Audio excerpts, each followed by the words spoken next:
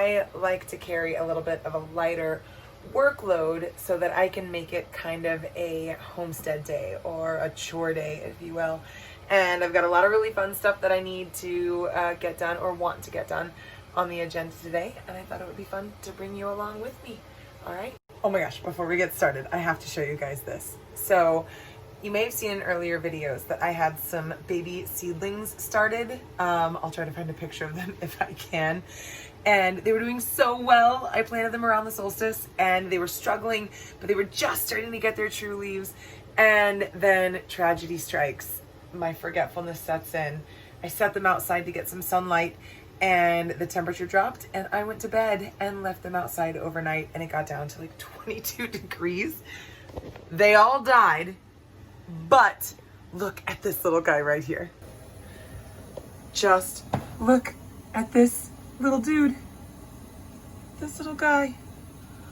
He was hiding under the corpses of his fallen brethren.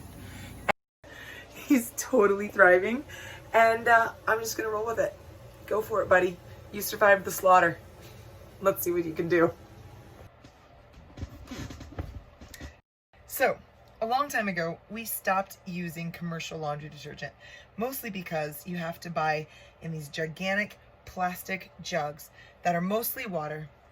The soap is filled with harsh chemicals that would wreak havoc on my skin. And when I was rowing across the ocean, one of the most often seen objects floating at sea was laundry jugs.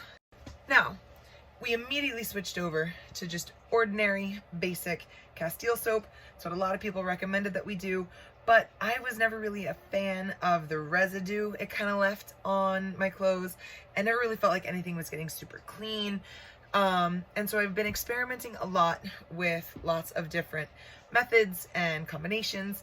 And we have some pretty stinky clothes. Chris and I both work out a lot. We live in a tiny house. We have 4 animals and our laundry needs to come clean. Now, if there's one thing that I absolutely love doing, it's taking something that I have absolutely no use for in its normal state and transforming it into something that I absolutely need, like laundry detergent. So my mom is wonderful and she travels a lot. And because she's so wonderful and travels a lot, she thinks of me. And to that extent, I have been the recipient of many bars of soap. Hard soaps are just terrible for me, but I hate wasting things. I don't use a lot of barred soaps because I have terrible skin, as I mentioned earlier. And Chris uses a specific kind of soap and isn't really a big fan of a lot of the flowery smells.